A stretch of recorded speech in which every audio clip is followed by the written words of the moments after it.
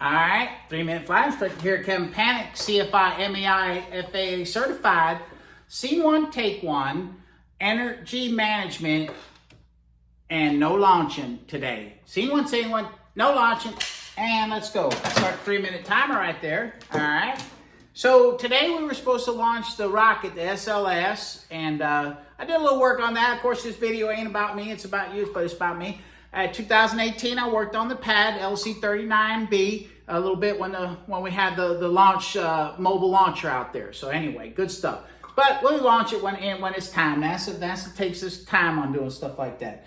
But anyway, I want to talk to you about the idea of, you know, being an energy manager in our aircraft. The idea that once you start taking off and gaining altitude and everything, you start investing in energy, right? Pretend like you're up on the mountain so you can fall off the mountain and stuff.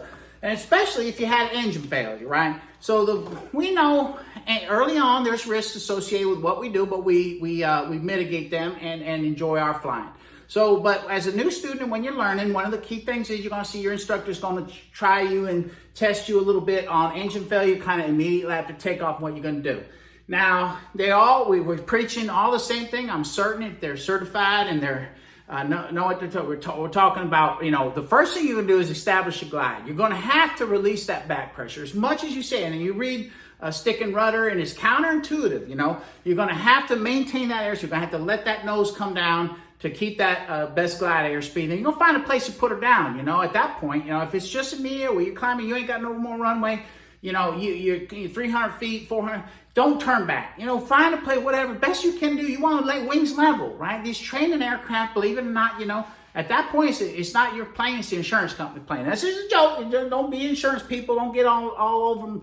3-minute flight instructor for his joke. But we all know as pilots, that's the case. So at that point, you're going to try to wings level, right? But if you have time, or if you're a little more altitude, you know, left, right, a little bit, but you know, and you're going to have to talk to your instructor what kind of aircraft you learn, you know, if you can make the turn. But most times, the immediate stuff, you're going wings level, baby, wings level. Anyway, so, and slow as you can go. Wings level, slow as you can go. Once you get down there, you know, best glide, but then you can get there, you know, go slower up, slower up, slower up. All right, but I'm an old school kind of guy. I use a checklist. I just like to put a little plug in there for NASA, you know, and the SLS. Oh, there was a plug. But we love NASA out here at Brevard County.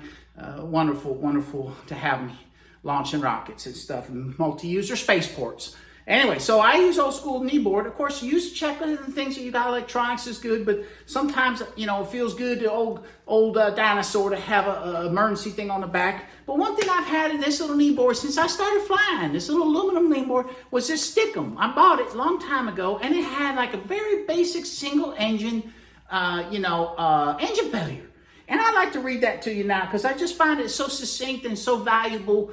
Because in a moment of crisis, you want to be able to just kind of boom, go to something in your mind or whatever you check. So the first thing is it says establish glide. Now these are old school words, right? You know, and find a place to land. You know, but he says establish glide 1, 2, switch tanks. So some things are, you know, and now you start thinking about like, oh, what's the immediate thing it might have? Fuel starvation, something with fuel, right? So that's real cool. Number 2. Number 3, mixture rich. Again, you're staying on the fuel system here. It's single engine kind of stuff, but easy stuff, things within the control in your, you know, and if you got time and everything. So, you know, boom, boom, boom, you know, so you got established guide, switch tanks, mixture rich, and then carb heat. You know, now we're talking, you know, still engine combustion and fuel and stuff. So carb heat, boost pump, primer locked, check mags, right?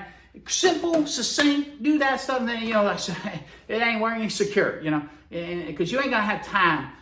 Good to get, we talk about rote memory, we talk about primacy, like in the morning, in the beginning, in the beginning, you're gonna want, sands of time, run out. So just wanna conclude this lesson by saying, you know, wings level, slow as you can go, find a place.